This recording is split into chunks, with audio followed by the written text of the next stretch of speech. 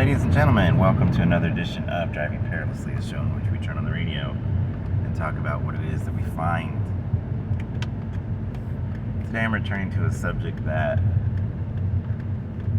it's so big that it's difficult, because it comes down to opinions and facts and the way we learn things and the presuppositions that shape our behavior.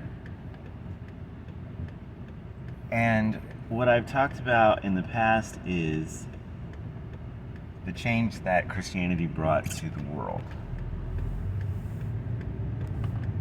And I divide that up into,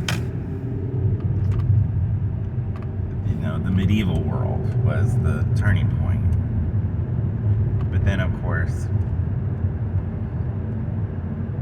18th century rationalism, 19th century good breeding and good behavior, and now, of course, where the model no longer works for society and people just question everything. But they really don't question everything, because we can't question everything. If we questioned everything, we would be insane. So we all have presuppositions, whether we admit it or not, whether we know what they are or not. And what we need is common ground. And we have common ground, but it's ignored and pretending like everybody's left or right. Well, everybody's pretending to be left or right, but everybody's more in the middle than they think. So even that subject is too big to talk about with any real conclusions. But bigger than that is the conception of reality itself, and the conception of whether or not it includes God or not, or what kind of God it includes.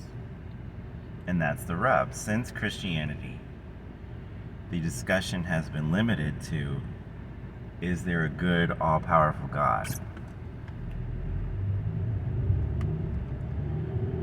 Well, good is certainly an opinion, right? So we're not going to reach a conclusion on that one.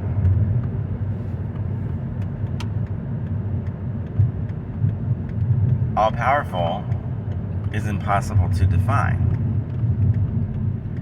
So we can say that word, but what does it mean? So let's go before Christianity. Before Christianity, there was monotheism, but we're not talking about that. We're talking about most of the world believed in many gods, many gods, or demigods, or semi-gods, or partial gods, or powers, but they believed in more than one. So even if they worshiped just one, which is doubtful, but even if they concentrated on one, they knew there were conflicting forces in the universe, and that could explain why things wouldn't go their way, even if they did everything their God wanted them to do. Or even if they did everything that all the gods wanted them to do, which of course would be impossible. But there were understandings that other things were in play, and that they, the people, were lower and had less knowledge and less power and less might, which makes right, than the gods. So they generally didn't sit around saying that this God didn't do what was right, and that God didn't do what was right, and the other God didn't do what was right. Now, obviously, things happened in their lives that they didn't like. But the understanding was that the powerful deities had power and did powerful things beyond human understanding. So somehow, the secular, agnostic, maybe including atheist viewpoint, the secular viewpoint, has come to the point where if they don't understand how God works, obviously God doesn't exist. Let's back that up. Is there anything, any concept, any object, that if you don't understand it, that means it doesn't exist? No, there's not one thing in the world like that, including God. If there was a God, then this wouldn't happen. Really? How do you know that? The hubris, the unimaginable pride in thinking that if I don't understand it, it doesn't exist. Are you kidding me? I understand that there are a lot of things I don't understand, and I understand that whether I know them or not, that has absolutely nothing to do with whether they exist. There's a gentleman on YouTube, Hans Wormhat, and he's come to the conclusion that there are no platypuses because a platypus looks like a fake animal, and a platypus is obviously a concoction of this animal combined with this animal. I suppose, it does look like a beaver with a duck bill. But that doesn't mean that there are no animals that look like a beaver with a duck bill just because he hasn't seen one. Now, the world's full of deception. A platypus could be a deception, but every animal that I've never seen before is a deception? Come on, people. When we go before a judge, we can say, oh, the judge made a decision that wasn't fair.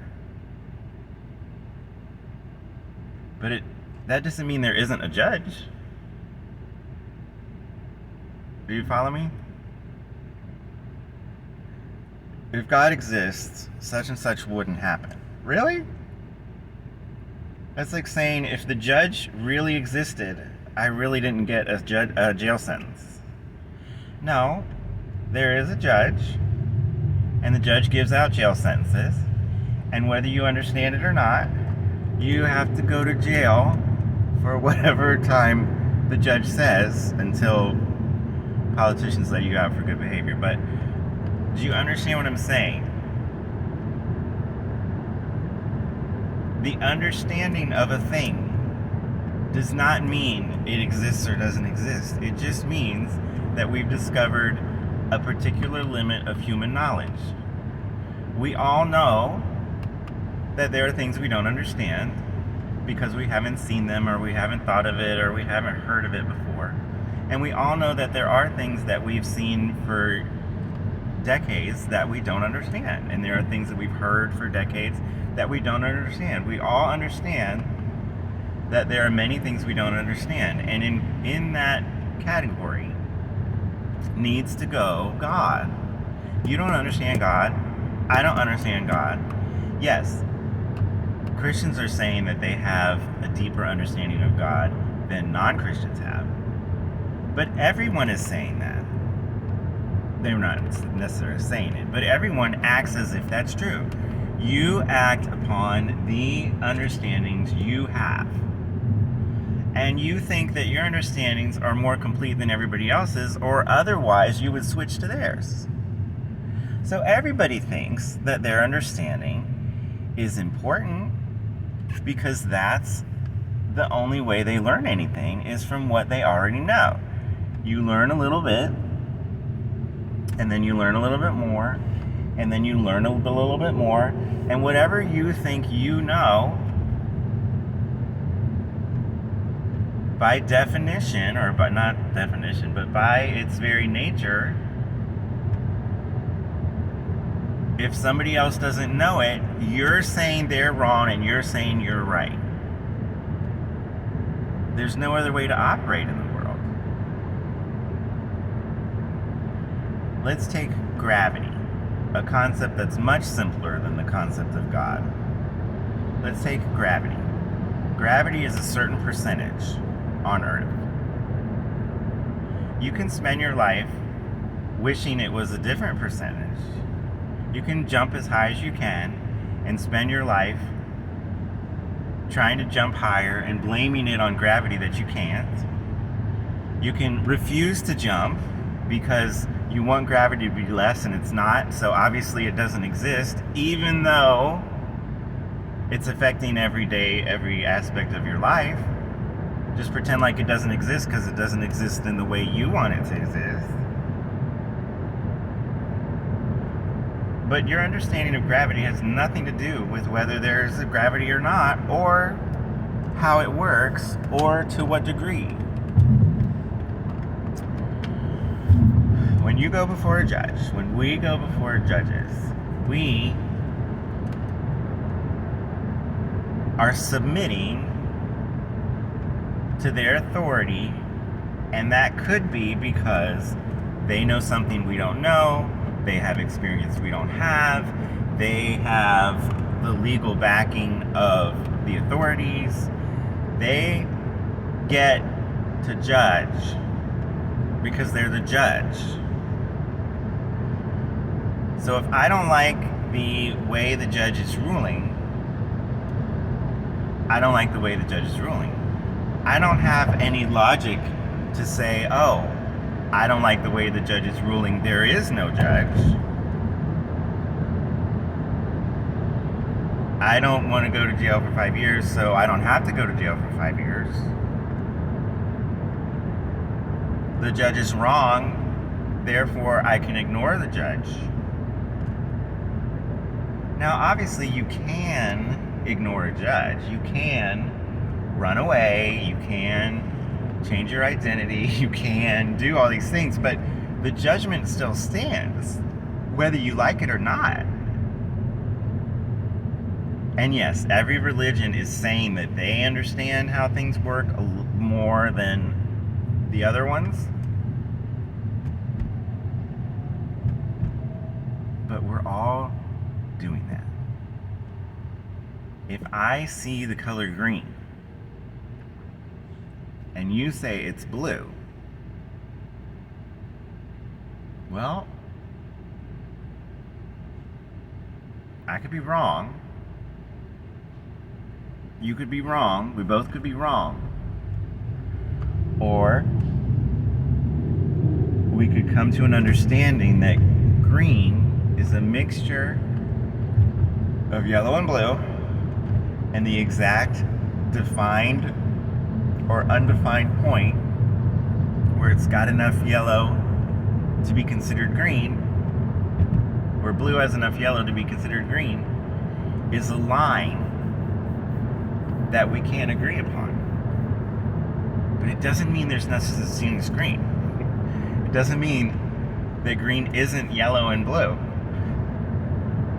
So there's a basic understanding with religion, or with even thought, that when we don't understand it, sometimes we just throw up our hands and say, oh, I don't need to know. Or, oh, it doesn't exist. Or, oh, I'm just going to ignore it.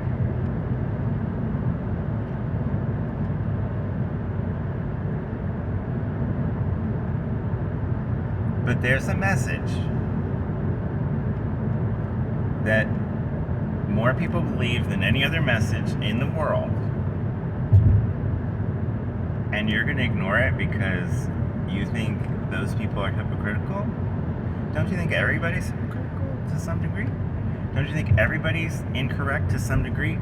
We have to live our lives assuming certain things. We have to live our lives behaving certain ways. We have to, we're in these constraints, and we have to understand that our constraints don't limit God. our constraints limit our understanding.